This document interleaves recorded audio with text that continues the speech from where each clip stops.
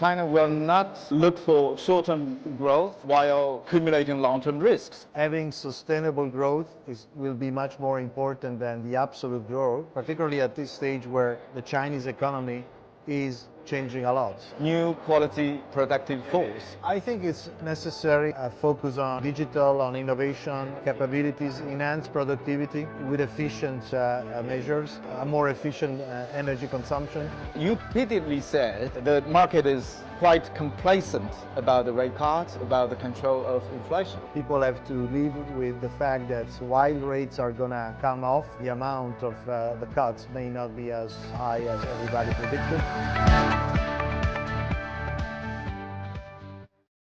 欢迎收看顶级投资人中国发展论坛2024年年会特别节目。本期节目的嘉宾是来参加年会的瑞银集团首席执行官安思杰。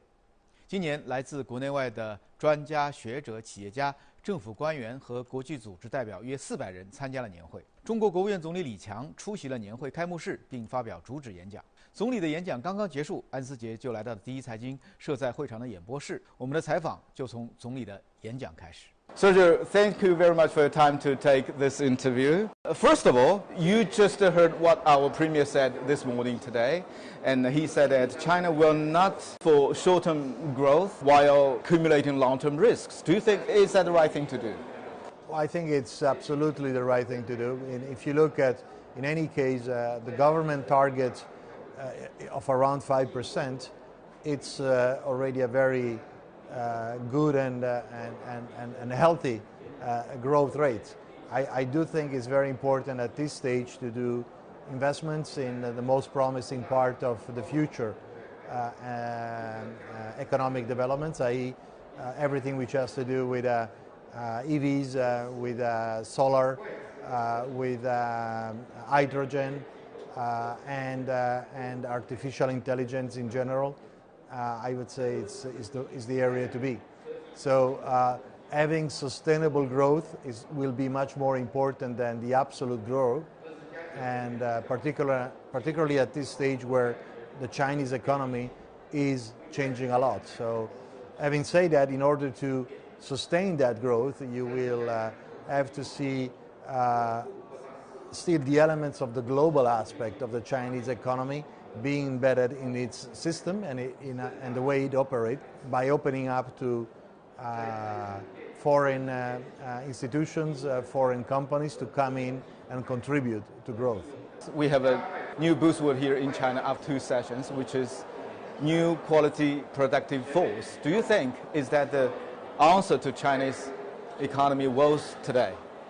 I think it's necessary. I think that the last 30, 40 years of the economic development in China were very successful, but now the future, not only in China, globally, is changing. So there is a need to move to a new chapter of growth, focus on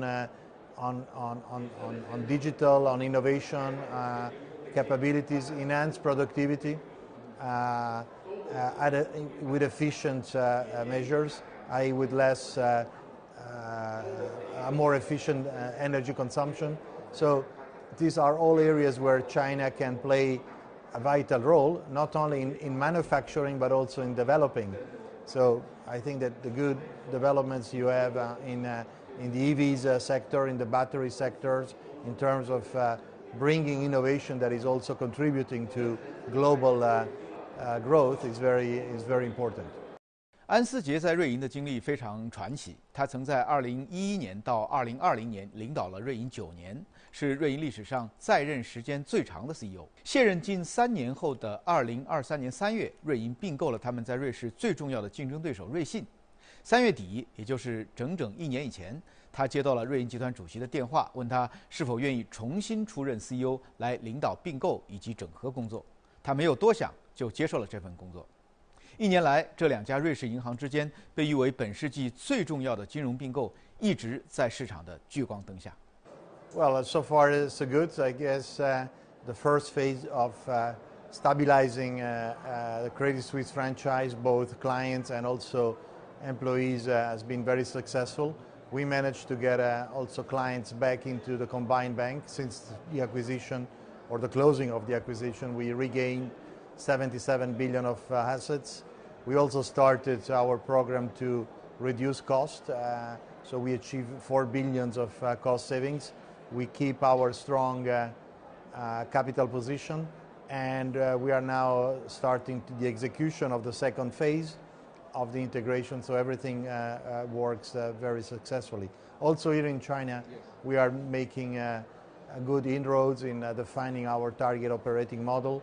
So of course we have inherited the business activities of two banks, and now we are in the process to basically decide the final outcome of the business operating model. Equity market reached a new high over and over. The investors are very happy, but also nervous. So do you think the bull market is about to turn to a bubble?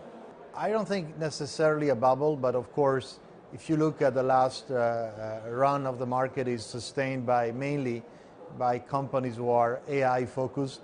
Yes. There is a very big rally. This has been somehow maybe indicating a new path of how economies will grow going forward through innovation, through AI. Having said that, we do expect valuations at this level to be quite challenging if there is no material no improvements or good news coming from the economic front. So in terms of the Fed, what do you expect the Fed move this year? And you repeatedly said the market is quite complacent about the rate cuts, about the control of inflation. Well, of course, I think that the situation has improved, but it's still, the jury is still out in respect of how fast the inflation will come under control.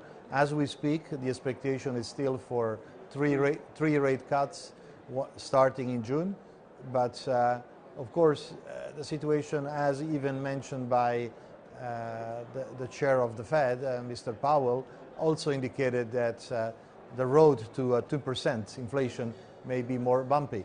So I think that I would stay focused on data short term, and most likely people have to live with the fact that while rates are going to come off, the amount of the cuts may not be as high as everybody predicted. So rates will be high for longer.